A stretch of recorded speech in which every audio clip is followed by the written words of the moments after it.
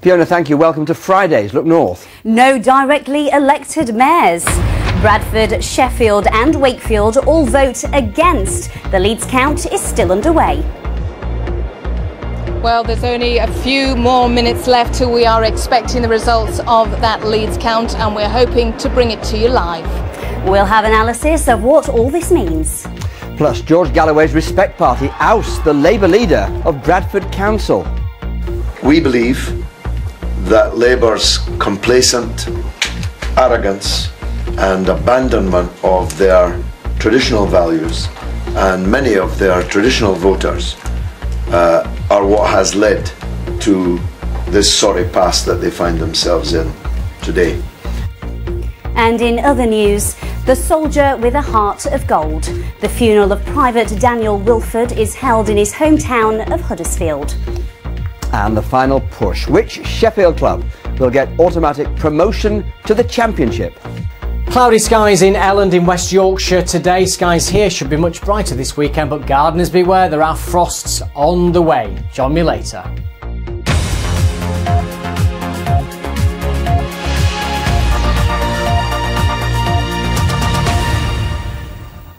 Good evening, welcome to the programme. 3 Yorkshire cities have overwhelmingly rejected the idea of electing their own mayor. Sheffield, Bradford and Wakefield all voted no in referenda. Counting is still taking place in Leeds, where we'll be live shortly. Only Doncaster has voted to keep its mayor. We'll have more on this in a moment. But first, the other big political story today is in Bradford, where George Galloway's Respect Party has taken 5 seats and ousted the Labour Council leader Ian Greenwood. Spencer Stokes has been looking at what happened and who voted for Respect. Another Bradford election, another victory for George Galloway's Respect Party. They won 5 seats on the council, including that of the council leader Ian Greenwood, but only by the tiniest of margins, just 17 votes. We put life into the political system here. People want to be involved in politics. They want to hold their political leaders to account now. It's amazing what we've achieved. Galloway and his colleagues have made an awful lot of promises, particularly to young people in the district, that I'm not convinced they're going to be able to deliver. Was this then the Bradford spring George Galloway referred to 5 weeks ago when he became the new MP for Bradford West? Well, last night Labour did actually gain some seats, meaning they're just 1 seat short of an overall majority on the council. Respect took seats from all 3 main parties, not just Labour. So who votes for Respect? Who could this person be? At Friday prayers at Preston Street Mosque this afternoon, worshippers were keen to congratulate their new Respect councillor. And those younger Muslims that Ian Greenwood referred to were particularly enthusiastic. I don't really agree with the new Labour policies, whereas Respect is more like old Labour. So it's going back to core values. Proud for Brother Ilyas, and hopefully we'll see some type of minor revolution, as one would say. Now that he's got in, all the youth are behind him, and let's just hope that he keeps his promises for us. Wherever you went in Bradford today, it didn't feel particularly spring-like, but even affluent Heaton, home to the Bishop, and Bradford Grammar School swapped its Conservative councillor for a Respect councillor. One local resident, Sabir, says women were behind the change. My mum and my grandma and all my aunties and all the women in our family all voted Respect as well. And the reason why they're saying they did is because, for the same reason that I was just saying, that for them, they feel like it's about time that people actually talk to them. And I think it's the first time they felt included. Thank you. After winning 5 weeks ago, George Galloway raised concerns about stalled regeneration projects in the city centre. Last night, the party won the city centre ward. Miftah Rayman runs a mobile phone store and, for the first time ever, deserted Labour. He has got 4 years or sometimes now to do something, to show us if he can do some changes or can bring some changes. We have done our job, now we want to see what he's going to do for us. We have done what we can. Respect offer a fresh start. That appeals to some Bradford voters, but those voters want to see results. This could be a Bradford spring or the high summer of Respect's electoral success. Spencer Stokes, BBC Look North, Bradford. Well, whilst the Respect Party is celebrating its success in the local elections in Bradford, police are investigating claims by the Liberal Democrats of intimidation by Respect supporters. Yes, our reporter Ian White has spent the day in Bradford. We can cross live to him now. Ian, what more can you tell us about these allegations? Well, these complaints to the police, Amy, come from two senior Liberal Democrats in Bradford, the Bradford East MP David Ward, and also the chairman of the Liberal Democrats on Bradford Council. That's Jeanette Sunderland. Now, she says that they've been harassed and intimidated while out canvassing in Mr Ward's constituency a few nights ago. They say that they were surrounded by a group of Respect supporters and were told to get off the streets. Well, Councillor Sunderland had her mobile telephone snatched and they were shouted at and sworn at and abused as they tried to go about their business. They actually had to lock themselves in their car, they claim. Well, earlier I asked the Respect MP for Bradford West, George Galloway, what he made of those allegations. We'll hear from him in just a second. First, though, this is what David Ward had to say about the incident. One in particular came up to the driver's side with a torrent of verbal abuse, foul-mouthed, calling all of us in the car murderers and other words which I can't repeat. Very, very threatening indeed. The driver locked the doors because we were trying to get the doors open. Today, David Ward MP, Bradford East, said that he complained to the police about harassment. I just wondered what you had to say about that. Well, I would have guessed that you were from BBC Look North if you hadn't told me, because frankly, I hope you don't class that as harassment. I know you're a shrinking violet. Only BBC Look North, in the face of results that were achieved yesterday, could come up with that as their first question. It's a risible, laughable, pathetic question, and it's a risible, laughable and pathetic charge. If Mr Ward has complained to the police, let's see what the police make of it. Well, certainly an interesting exchange between Mr Galloway and myself at that news conference earlier today. Well, West Yorkshire Police have actually confirmed that they are investigating the incident after being called to an altercation in the street a few nights ago. They're trying to find those involved and have appealed for witnesses to come forward. So that investigation is ongoing. But the Respect Party wasn't letting that dampen spirits today. They're very much in celebratory mood, and a short time ago they took to the open-top bus that Mr Galloway was in a few weeks ago when he won the MP, when he became the MP for Bradford West. They took the bus out onto the streets of Bradford, the candidates, successful councillors, the new councillors for Respect, and they've been thanking the voters, waving from the bus at all of those people down there to say a big thank you for voting for them. So an interesting time in Bradford. That police investigation continuing. We'll keep you updated. Ian, thank you very much indeed. OK, well, let's get some more details then on today's other big political story. Voters in Yorkshire's biggest cities rejecting the idea of electing their own mayor. Now, people in Sheffield, Bradford and Wakefield have all said a decisive no, although Doncaster will keep its elected mayor. Our political editor Len Tingle has more. Today might have been a new era for our town halls. Instead, so far, Yorkshire has largely said no to elected mayors. We will therefore retain the leader and cabinet system. Really pleased the people of Sheffield have so overwhelmingly rejected this ridiculous system which would do nothing to help the people of Sheffield. Was a very sort of poorly thought out idea and would cost an awful lot of money. So this is great news for Sheffield. Sheffield's no vote was by far the biggest. Nearly 2/3 of voters rejected an elected mayor. In Wakefield, almost as many said no. It is clearly a loss and I'm clearly disappointed. I think Wakefield may have missed an opportunity to get better representation on the national and international stage. But out on the streets of Wakefield, there didn't seem to be much sense here of an opportunity missed. Did you even know a vote was taking place? No. That would convince me, really. So you're not that bothered about councils or whether there's a mayor or not? Not particularly, no. I put a yes. One thing's quite clear for the people here in Wakefield and across Yorkshire who rejected the idea of a directly elected mayor. It's highly unlikely that the issue will ever come up again in their lifetimes. And the no vote was 53.2%. Bradford also gave a clear no to an elected mayor.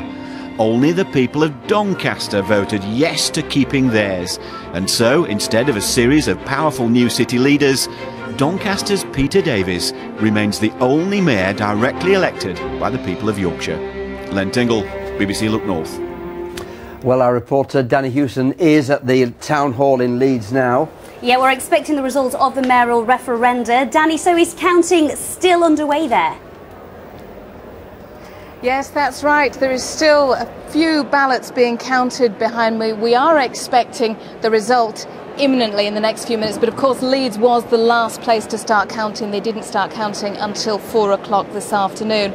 Now, I have been talking to people, and at the moment there seems to be a sense that the vote will go against a mayor in Leeds, but of course we have to wait for that result to be read out. As I say, it could be within the next few minutes. We will try and bring that to you live. Of course, if it is a yes vote, it means Leeds will be the only one of the 4 cities to have said yes, and that puts them in a very peculiar place indeed. They'll be then alongside Doncaster as being the only Yorkshire cities to have a mayor. But of course, the result of that we will get, hopefully, in a few minutes' time.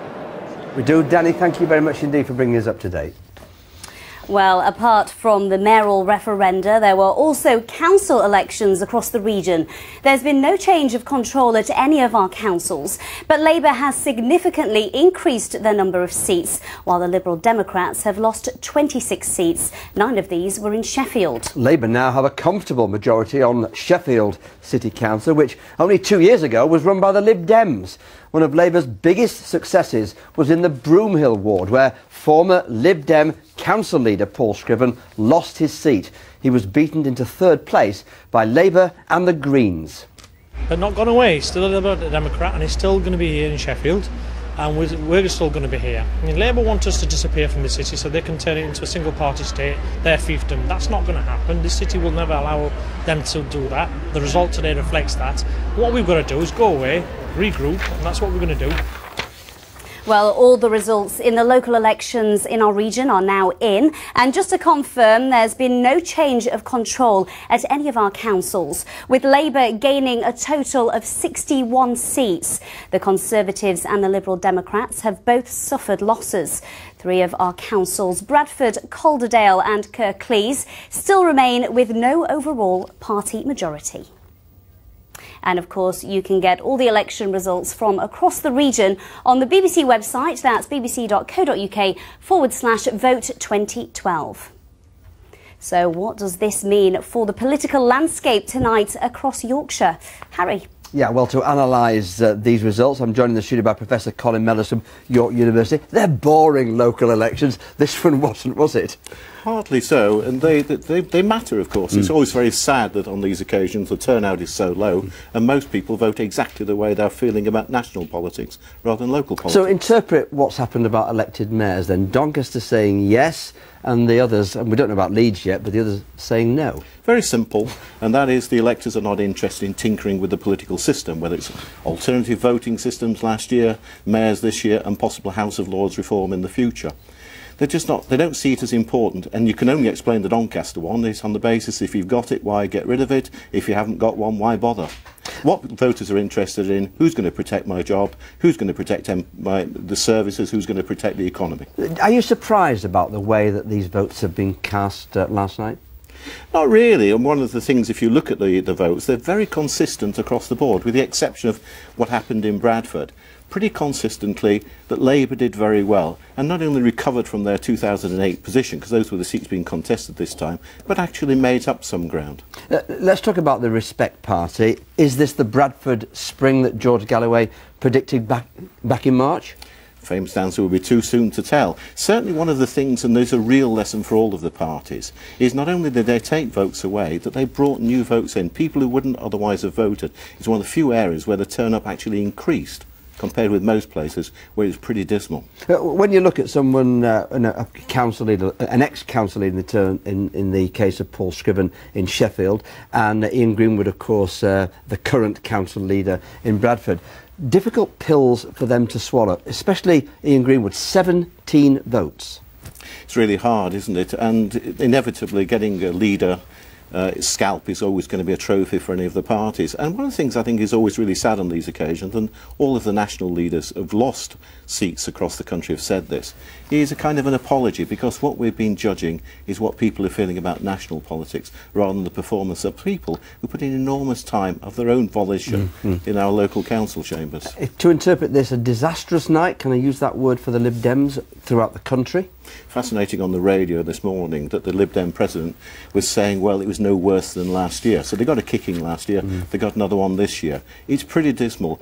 They're on course to have about half the number of councillors in 2015, when the next general election's due, than they had at the last time in 2010. One small crumb of comfort, they did slightly better, if you look at the details this time, than last year in our region, but not much. Colin Miller's always nice to talk to you. Thank you very much indeed for joining us. Before 7 o'clock. Applause again for a fallen soldier. Crowds line the streets of Huddersfield for the latest funeral of one of the Yorkshire soldiers killed in Afghanistan. And it's the last weekend of the football season, with everything still to play for our Sheffield clubs.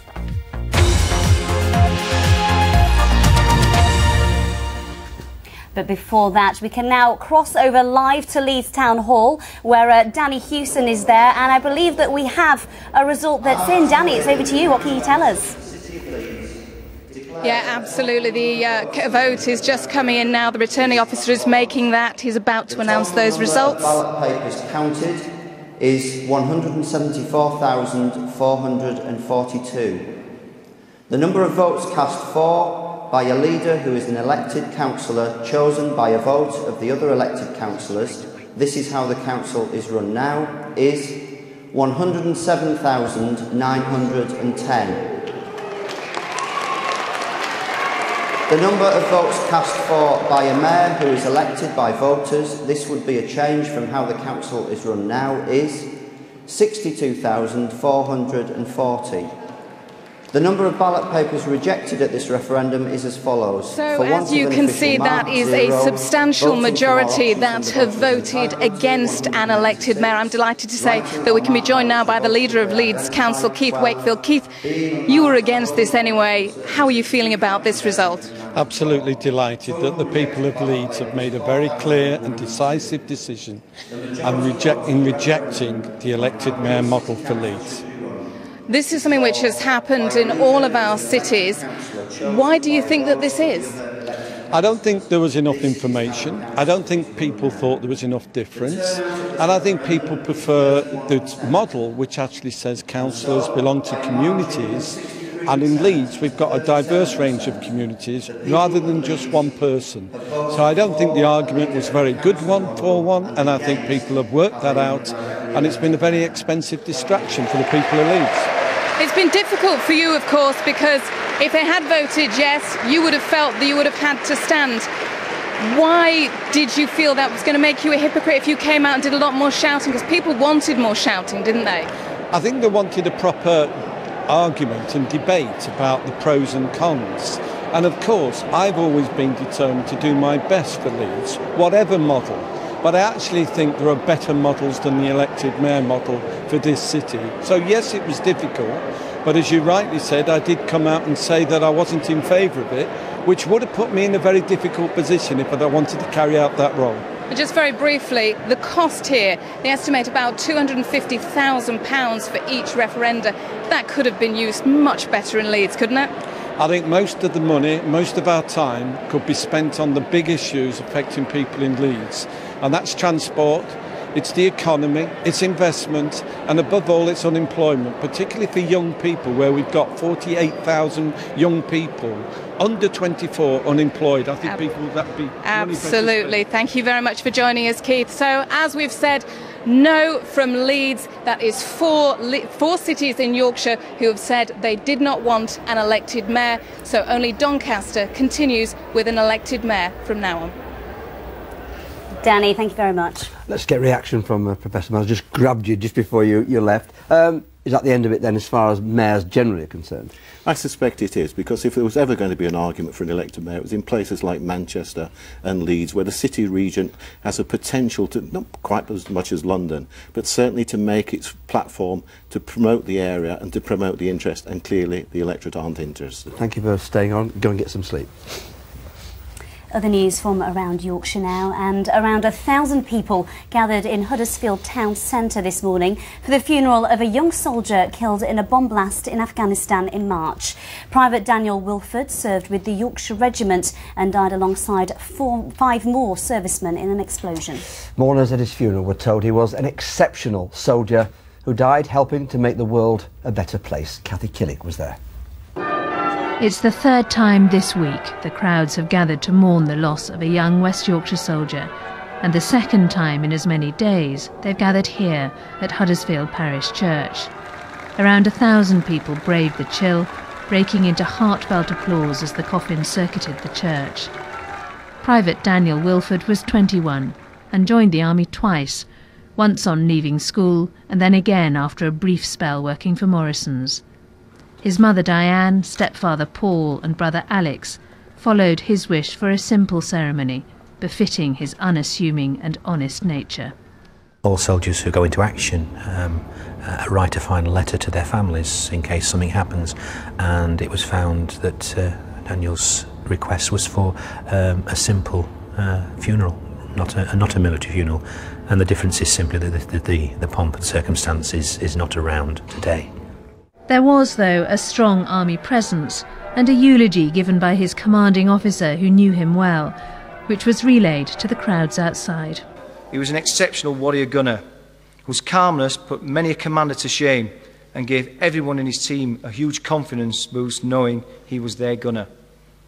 Danny was a quiet, unassuming man who was deeply popular in Corona Company. He was a fantastic team player, one who always thought of others first, someone who could get a laugh going.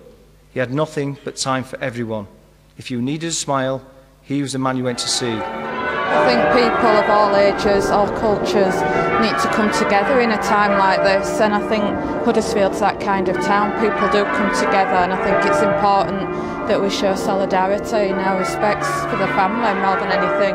I mean, they're so brave going out there, aren't they? You know, and it's just, well, you've just got to go and see them off properly and make sure that it's done right. The funerals of the 2 final victims of the bomb will be held later this month, ending a sad and sobering chapter in the history of Yorkshire's soldiers. Kathy Killick, BBC Look North, Huddersfield.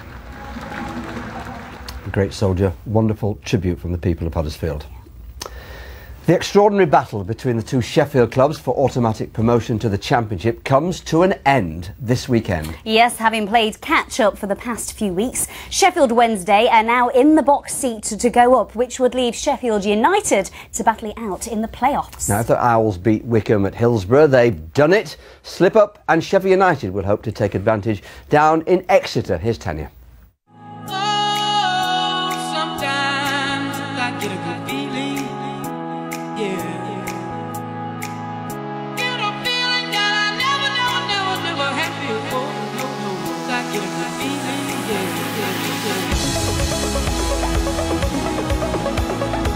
They are good people, good footballers.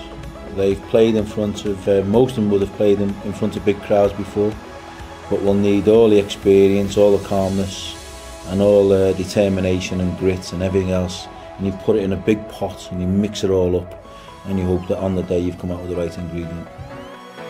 Across town, the Blades have had a week to come to terms with the fact that they had their fate in their own hands. Now they look destined for the playoffs.